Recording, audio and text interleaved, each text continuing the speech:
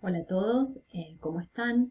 Hoy voy a presentar el concepto de ficción en este video que voy a acompañar de unas diapositivas que pueden servir de apoyo para poder tomar apuntes o pausarlas y tener un poco más en claro este concepto que de inicio nos puede parecer muy simple, pero que en realidad tiene sus complejidades.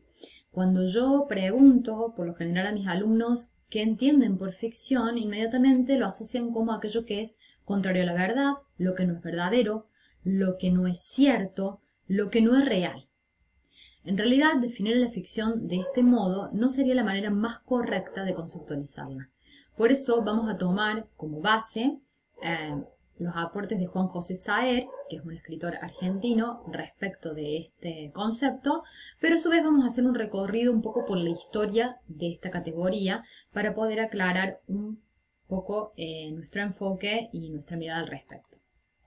Bien, como pueden ver en pantalla, si nosotros nos ceñimos a la definición que aparece en el diccionario de la Real Academia Española, la palabra ficción proviene del latín fictionis y significa acción y efecto de fingir, invención, cosa fingida, y esta sea la acepción que más se ajusta a lo que buscamos, clase de obras literarias o cinematográficas, generalmente narrativas, que tratan de sucesos y personajes imaginarios.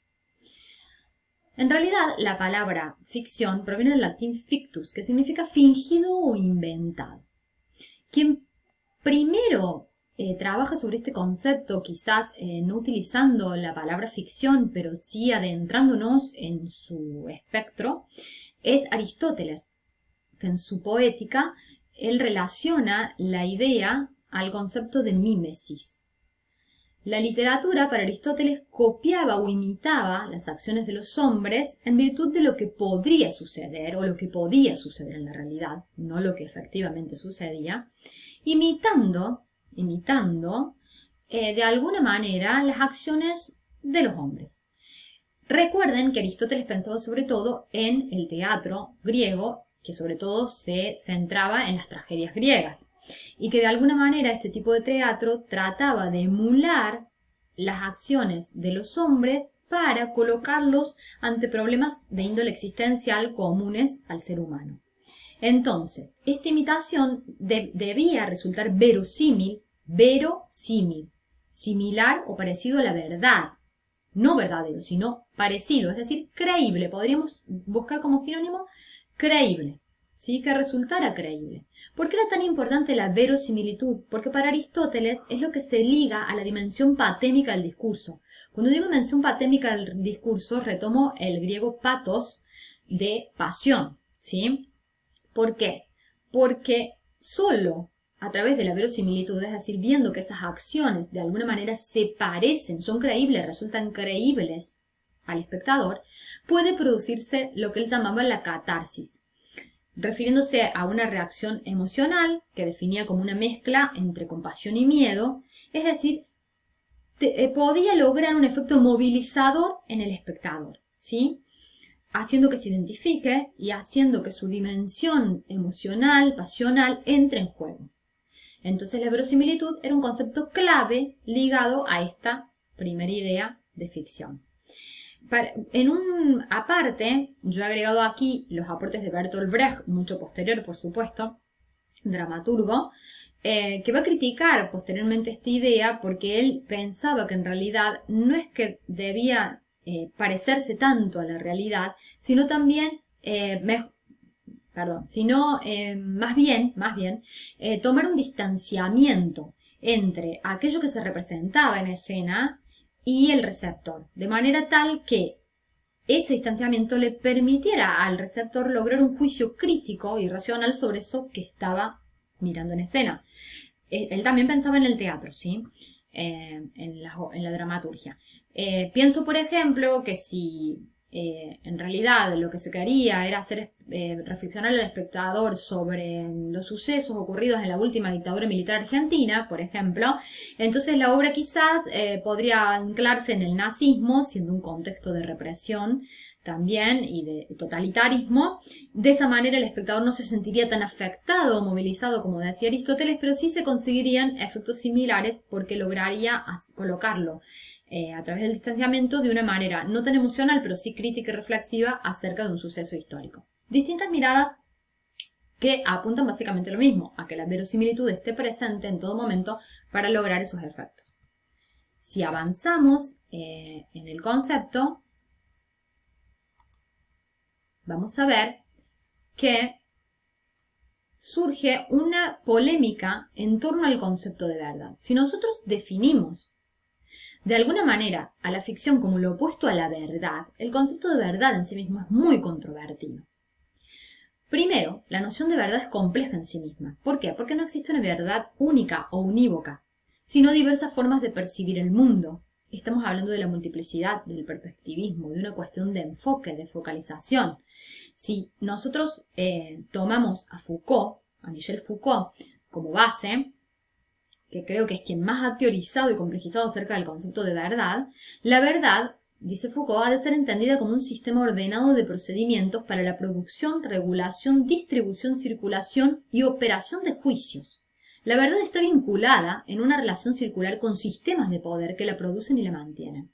Entonces, si hablamos de verdad, vamos a hablar de una construcción que tiene que ver directamente con relaciones de poder y que por lo tanto va a venir trazada y va a tener legitimidad en tanto venga trazada desde un lugar hegemónico, dominante, ¿sí? Entonces, vamos a entrar en la discusión de quién tiene la verdad, quién está habilitado para, si nosotros leemos, por ejemplo, el orden del discurso de Michel Foucault, vamos a poder ver que él habla de quién está legitimado para decir en cada contexto y en cada circunstancia y época de la historia. Y esto es claro a través de varios ejemplos que podemos recuperar de nuestra historia. Por ejemplo, él lo trabaja en la historia de la psiquiatría, pero podríamos trabajarlo en la historia de cualquier ciencia. Decir que en un momento la voz de autoridad o investida de autoridad para poder manejar la verdad, por ejemplo, fue durante la Edad Media la Iglesia, y que luego a través de todo un proceso esa voz se fue deslegitimando y fue decantando en otras voces sociales autorizadas para decir, sostener el discurso imperante, dominante, tenido por verdad, ¿sí? Entonces la verdad siempre es una cuestión de una construcción y tiene mucho que ver con el sostenimiento y el mantenimiento del poder, ¿sí? Si nos vamos a la ciencia, podemos ver que Maturana, que es científico, dice: conocer es configurar, es decir, no hay nada afuera de la mente. Es el lenguaje el que permite generar un cierto consenso en torno a las formas de percibir muy diversas.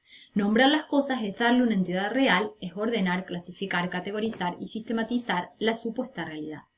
Es decir, no existe algo que podamos denominar una realidad objetiva indiscutible, ¿sí? Siempre va a haber una cuestión de mediación del sujeto que percibe. El sujeto que percibe a través de los sentidos y que percibe de una manera diferente y distinta, atravesado por su identidad, por sus condicionamientos físicos, pero también por sus condicionamientos cognitivos, y cómo todo eso atraviesa nuestra manera de percibir el mundo que nos rodea, difícilmente nos haga poner de acuerdo sobre cuál es la realidad objetiva o cuál es la verdad objetiva. Más todavía si pensamos que no podemos nombrar esa realidad sino a través del lenguaje, y que el lenguaje en sí es ideológico. Todos sabemos que el lenguaje es convencional y arbitrario, es decir, la manera en que decidimos nombrar y clasificar a la realidad también nos dice acerca de cuestiones que tienen que ver con la ideología y con el poder. Por ende, no hay tal cosa que pueda entenderse como verdad objetiva y unívoca.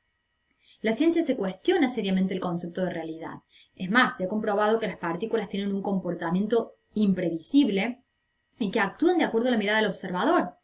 Entonces, de ese modo, el observador influye en lo observado, lo cual relativiza en gran medida esa realidad que tenemos por objetiva, por indiscutible y por absoluta y constante.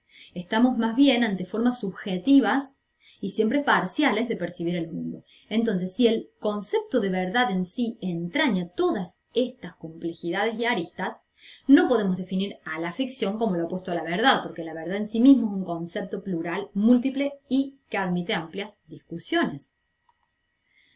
Entonces, ¿Qué es el concepto de ficción si no es lo opuesto a la verdad, según los aportes de Juan José Saer?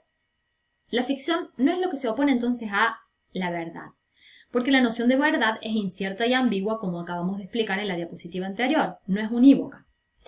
La exclusión de elementos ficticios, además, no es garantía de veracidad, puesto que aparece el problema de la interpretación, la polisemia, la perspectiva y la ideología. Quiero detenerme aquí un momento.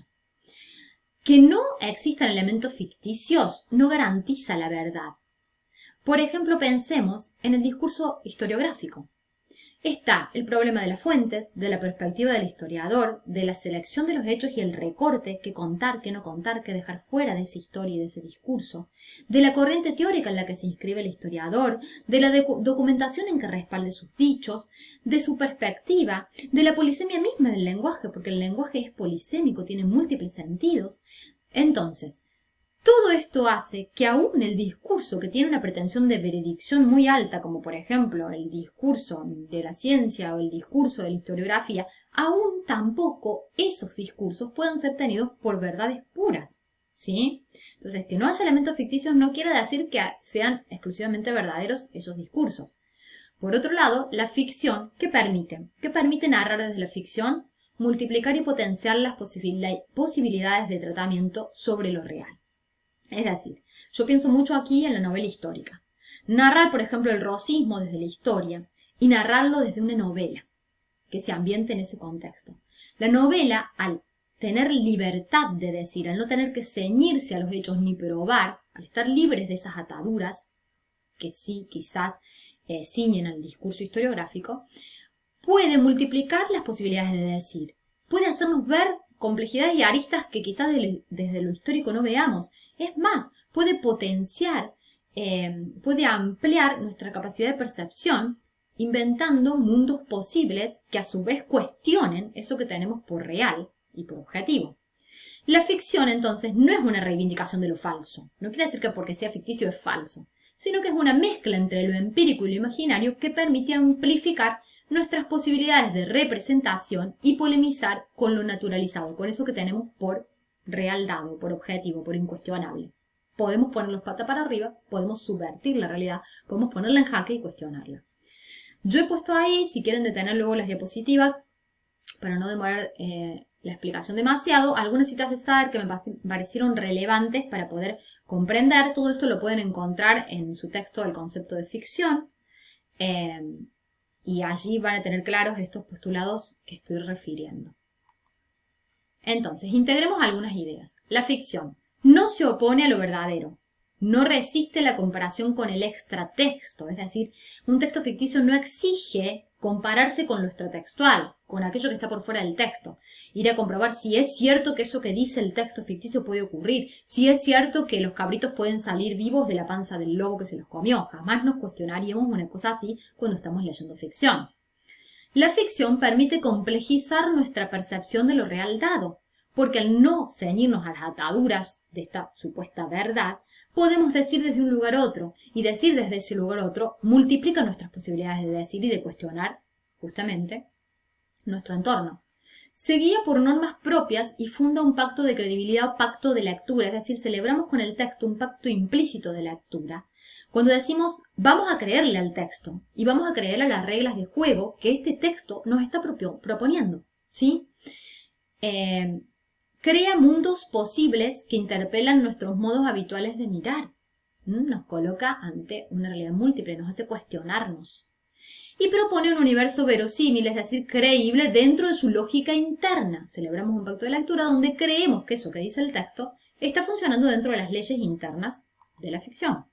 Yo aquí compartí un texto del Eclipse de Augusto Monterroso para mostrar cómo un hecho histórico puede desde la ficción multiplicarse, complejizarse e incluso a través de la parodia resemantizarse y volverse mucho más rico que si lo contáramos a lo mejor desde un discurso ceñido a la pretensión de verdad. Después pueden pausar y leerlo.